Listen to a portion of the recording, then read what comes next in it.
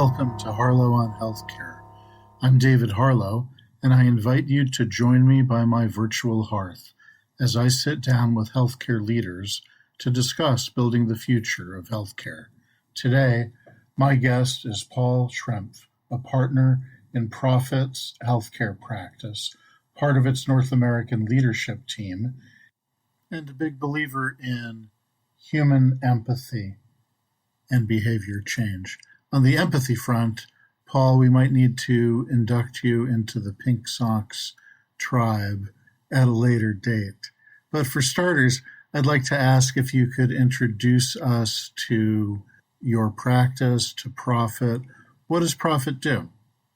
Profit is really built around generating uncommon growth, disruptive growth, transformative growth. We're the organization that you call where things just aren't moving at the clip that you want. And in healthcare, that's usually talked about quite blatantly as growth. And sometimes it's more around like patient volume or reaching and maximizing your impact in the community.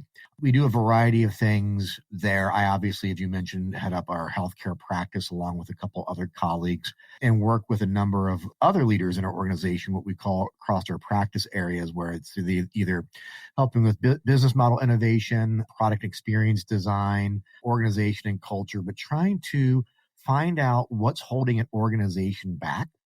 And as you mentioned, I lean a lot into this empathy area because businesses just aren't these buildings and factories or beds or something that has no face or name. They're all run by people. And just as we as consumers or individuals think about our thoughts, feelings, attitudes, perceptions, and a lot of those drive our behaviors from day to day, that doesn't change when you walk in the door of your employer and you're a VP of whatever, director of whatever, et cetera. So when you are looking to get more out of your organization, what you're saying is you need to get more out of your people. And to do that, you have to be highly empathetic around kind of what they're looking for, what motivates them. We often talk about change. We as humans are not wired for change. That's not a natural feeling. We actually have a lot of aversion to it. I was going to say we resist it more than anything else. We resist it. I mean, I'm not a biologist or in biology, but there's discomfort with change. And we have to know why we're doing it. And then that empathy also translates on either side of the fence for an organization, internally that I was just touching on earlier, but also with your consumers, customers, et cetera, because there's a change or an understanding that you want to intersect with. So this game around understanding people is at the root of really everything that we do, and why empathy and kind of human understanding is so important in all of it. We often think about systems and business processes and sometimes tend to forget that none of this works without the people, and the people are sometimes an afterthought, which of course is a mistake, and you're putting this front and center. Yeah, absolutely. I have so many different analogs depending on the topic. If you're just going into the topic of transformation that Profit does a lot of work in, and you think about the conversations that's happening, in the C-suite or the VP and above level, there's ambition there. There's a need to change. There's a need to grow. But more often than not, when we work down in the organization, there are plenty of great people that love what they do.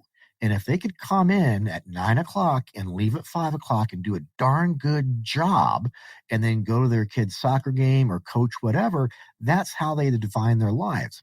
So when you're asking somebody like that to do something different, you'll get responses like, well, that's not the job I took. That's not the job I want. And there's a little bit of disconnect between leadership, which has a little bit of a different wiring around ambition and change and doing something different, with the body of the organization that may want more predictability. And neither one's right or wrong. But as we work with our organizations around transformation and change, not everybody wants change. So how do you get the organization to change, acknowledging that you've got a mixed batch of attitudes and priorities and incentives within the body of the organization? Is that doable? I mean, sort of famously, the Jack Welch model of management, which is maybe now discredited, is, you just sort of cull the herd every year, right? One way or another. I assume that's not what you're talking about doing. Not necessarily. I think there is, how do I put this? I usually view groups into three. There are, you go through a transformation and where you're seeing a business stall. And it's funny that you mentioned Jack Welch, because you've got the whole topic of GE is now being broken apart and sold into different areas. And GE's been around for over 100 years. And when you look at that, they've gone through transformations, sometimes more proactively, but at some point transformation will come to you. And that's largely what's happened with GE right now, is it kind of hit some ruts 2 or 3 years ago, which is causing some of the divestitures. They could have stayed in front of it, probably would have still resulted in some divestitures, but you do need to change and evolve because the world changes and evolves.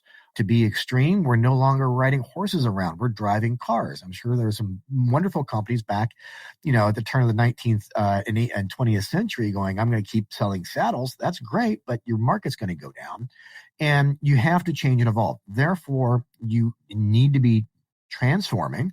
And you need to identify who in the organization that want to go on that journey with you. You can also attract a number of people that find that exciting. And there's also going to be people in that organization where the organization's going and where they want to take their career are no longer aligning, and that changes as well. But there is no such thing as an organization that stands still and survives 10, 20, 30 plus years, let alone 100, which is the age of many of the organizations that we work with.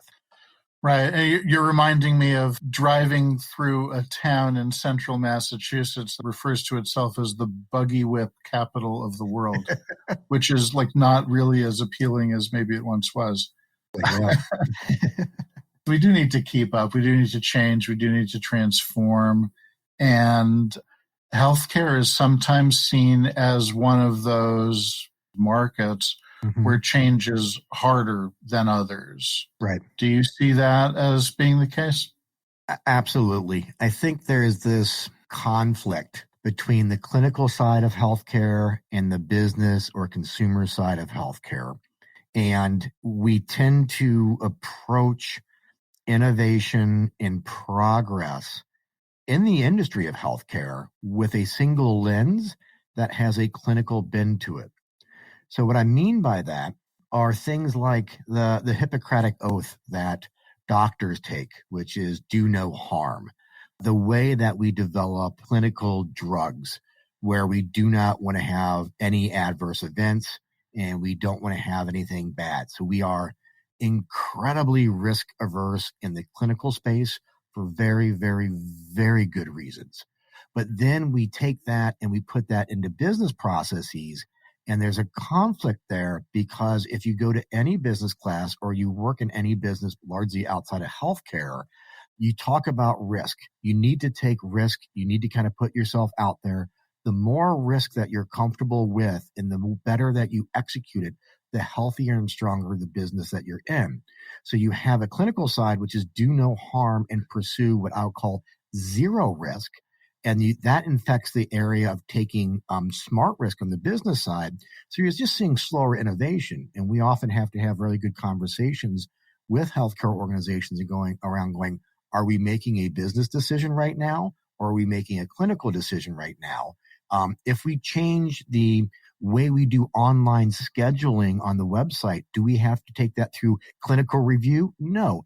Try some changes, see how that affects the consumer experience, and tweak it as you go. But a non-clinical product development should follow product development that we see in other categories and not follow clinical drug development. But you see that clash, and I believe that's what's slowing down much of the innovation in healthcare in terms of the experience side. Because on the clinical side, I can't say we're not innovative. I think we've had some great clinical innovations. But when we think about healthcare, most of us think about the consumer experience, and it is dramatically lagging other industries because we see that mindset and that posture around prove it to me and digging people's heels in, whereas you're seeing other industries moving a lot more faster, taking on more risk and making better progress. If your experience is anything like mine, if I ever say to somebody in a social setting that I work in the healthcare space, I get an earful, usually, a complaint about their interaction with their health plan or Totally. some sort of prior auth Totally. issue that they're running into, right? Bingo. And what you're mentioning is we immediately go to the process and the consumer experience. I don't often hear people complain about the quality of care. We can always be improving the quality of care. But here in 2022, it's a great time to be alive. We've got some great innovation. But we get upset when we get a bill from our provider because the anesthesiologist was out of network, or no, we can't transfer my medical records from one spot to another. Why am I using a fax? Everything that we tend to complain about, being hyperbolic, at least most things, are not clinical products. They're experience and consumer products, and we can be moving much faster, much more agile if we just do what other industries do. But it's to our earlier conversation, it's more cultural and human than anything that's actually rational, if you think about it. Right.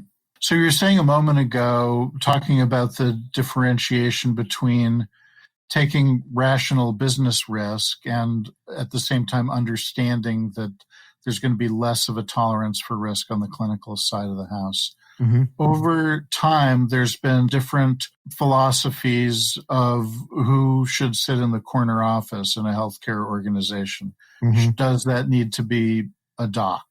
So I'm wondering where you fall on that divide, if there is a divide. It's a good question, because I can think of many physician leaders that are great business leaders. And to me, it's less about the documentation of where you got your education and whether or not you're bringing the right business acumen, customer centricity acumen into that space. But there's a separation for me between the degree versus your skill. And we as humans can only be so talented, if I were to put it that way. I think there's an article I read a while back that said brain surgeons and rocket scientists are no smarter than anybody else. They just happen to be deep in that area. And I think all of us have our T-shapes, but we can only learn and be talented in so many things. And I think where we see things go a little awry, if I were to kind of take the bait on your question and make sure we have a fun dialogue, is if you're a leading oncologist or a leading surgeon and just saying, because I'm talented in the medical arena, I should be running an organization, I think that's a big jump. I would never say, because I'm deep in, say, marketing or being a dad, that I should just be automatically anointed to take another role. We saw that immediately happen with Haven Health.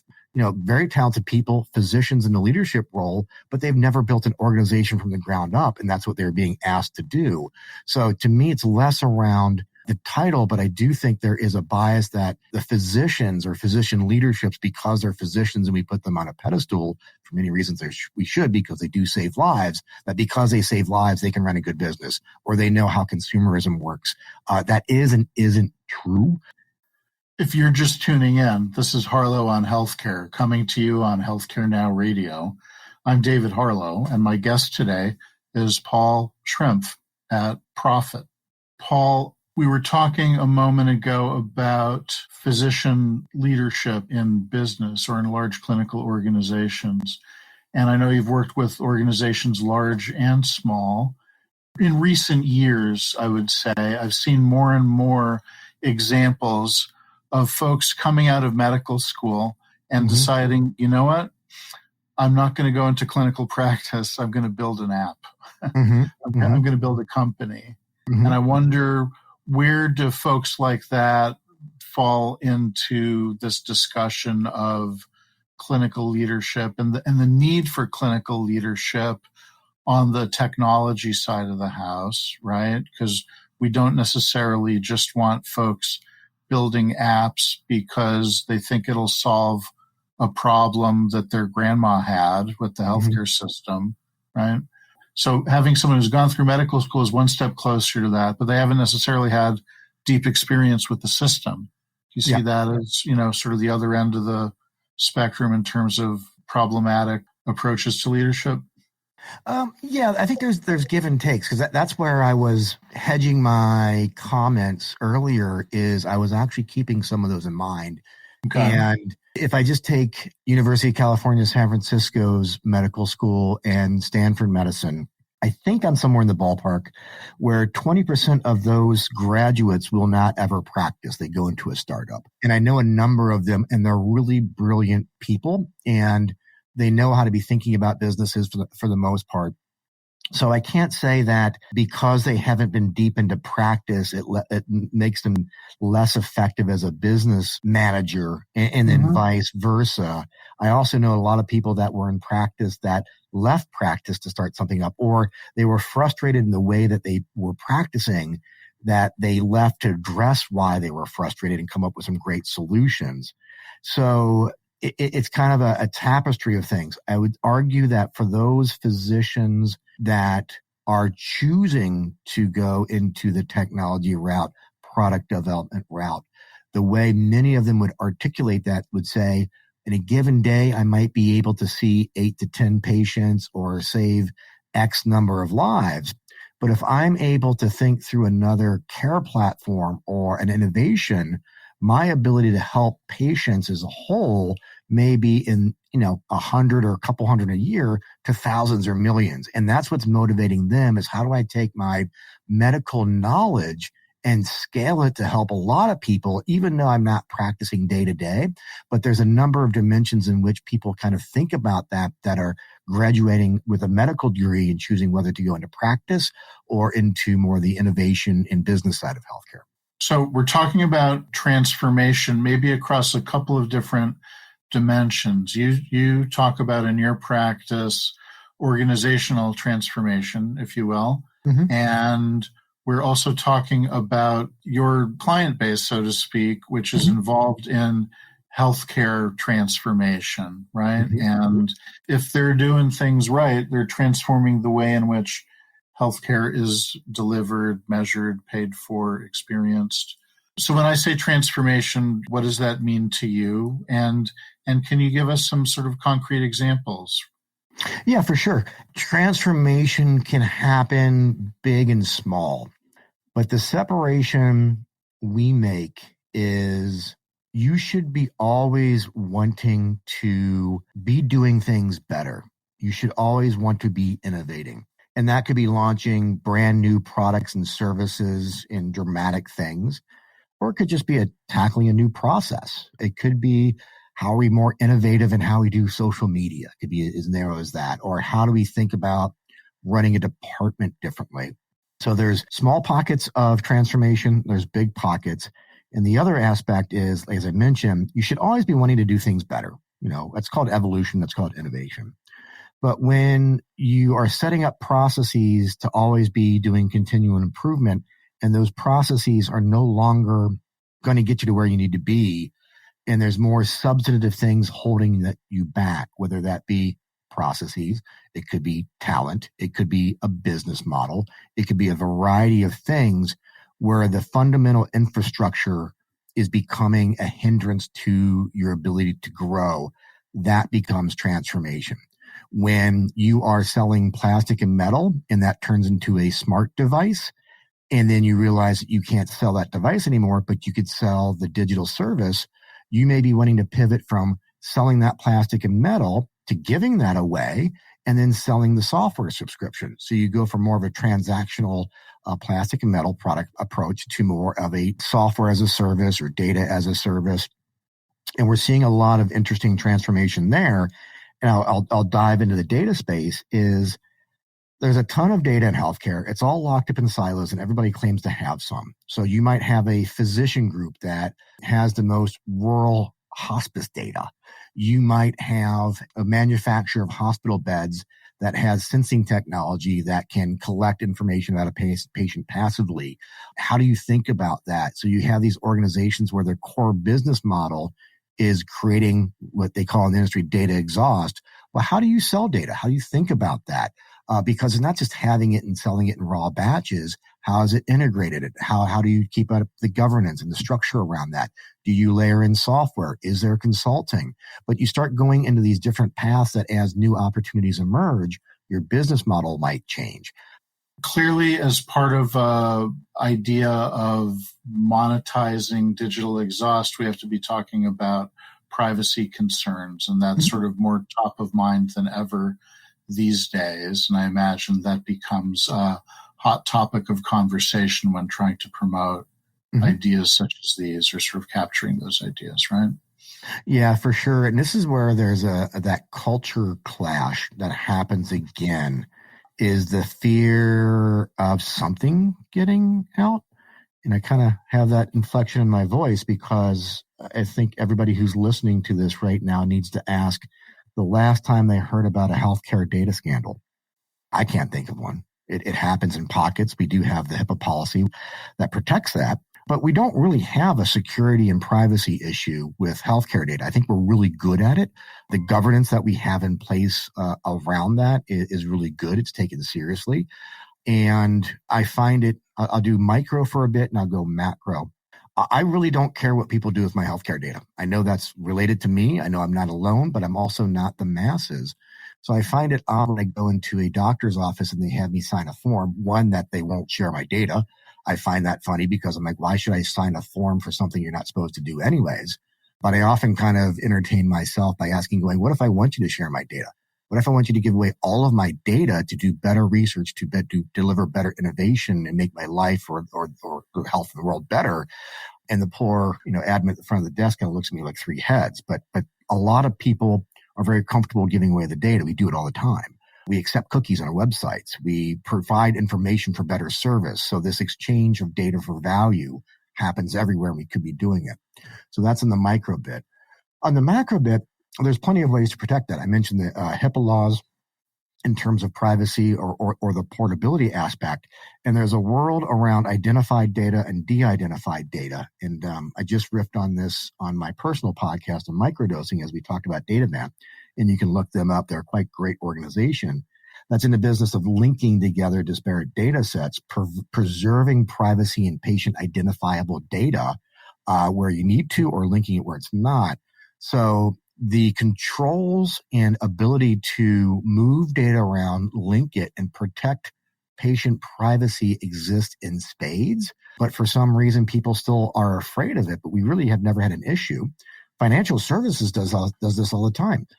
We do our taxes with TurboTax. We use Mint. A lot of intuitive solutions are around that. But our financial data kicks around all the time. Now, granted, if my identity's stolen, the insurance can be paid for my bank, et cetera, where, there's something different around a financial risk versus a health risk. But all this stuff is navigable, and it's been done in other industries. And we've got processes in place. So this fear of the misuse of healthcare data is real and should be recognized, but I think it's overly inflated in terms of something to be worried about. Okay, I hear you. I think we might disagree on the degree to which that's an issue. Oh, but, please say more. Please say more. I mean, we've seen, these are maybe not everyday cases, but unfortunately, I think they could be more common. The phishing scammers who say, oh, we don't go after healthcare. Well, sometimes they do, intentionally or not. Yeah. And there have been at least a handful of cases where we can tie patient death to ransomware attacks. Certainly not an everyday occurrence, but if it does occur, it's a significant one. Certainly the cross-linking of health data and financial data, if the way in is through a healthcare system, it leads out through a financial system, can lead to identity theft and financial damages as well as healthcare damages. All that said, there is, of course, value to data mobility, interoperability, use of de-identified data or anonymized data, depending on where you live, in building new tools and doing good things.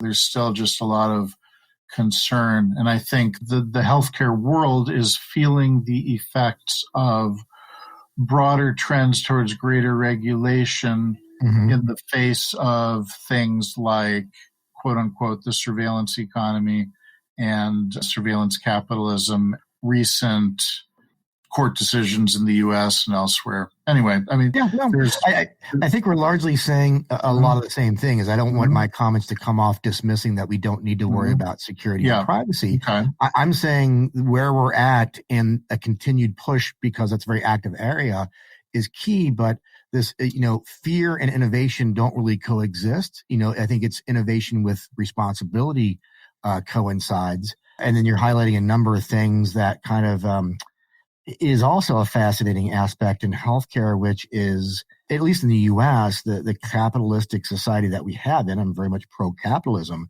but we do tend to let the free market try to determine a lot of things. And you're raising questions around like what's the role in government? Should they be more or less involved? Which is a whole another can of worms that we probably don't need to get into, but all very valid. But I would agree with everything that you mentioned. Okay, great. Well, Paul, to wrap things up, I'm going to ask, if you were to wake up tomorrow and find yourself 5 years in the future, what's one thing in healthcare that you would hope or maybe expect to find has changed drastically? There's the hope for better consumer and patient centricity. There's the hope that there's an organization that truly can help me or an individual navigate healthcare. We talk about a healthcare continuum, but there is no continuum, and nobody really seems to want to own the continuum. We have things like financial literacy on the financial services side, but we don't really talk about health literacy. It's very difficult to navigate. But for an organization, we're seeing some digitally native players emerge that makes navigating and understanding healthcare better. I don't see the hospital being at the center anymore. I see it being a node. We're even talking about that now. Is like, how do we keep people out of the hospital more often? And the question is, having a hospital now, is that a risk or an asset? And what's the role of the future of a hospital? But somebody owning, I'll steal some of Nick Patel's thinking from Prisma Health, who's the head digital innovation officer there, that somebody just owns the digital continuum. Because if somebody can take ownership of that, and I can pick up my phone and I can go to a single app that represents a bigger platform that can tell me where to go, what to do, and how to do it. That's what I hope for in 5 years. We probably won't get there. Hopefully make strides, but I don't want to be going to 10 different locations. I don't want another app after I have 20 and still navigate it because it's no longer physical, it's digital, but somebody that can really own patient navigation, that front door into the patient continuum, whether that be a payer, a provider, or somebody else, who knows where it's going to come from. But that's really what I would love to see in the next 5 years, and hoping for as a professional and hoping for as an individual. Okay. We'll be looking for that. All right. Thank you, Paul. David, thank you so much. It's been a lot of fun. You have been listening to Harlow on Healthcare. Join us at healthcarenowradio.com. Let's continue the conversation on building the future of healthcare together at #HarlowOnHC. I'm David Harlow, keeping the fire going and holding a seat open for you. Until next time.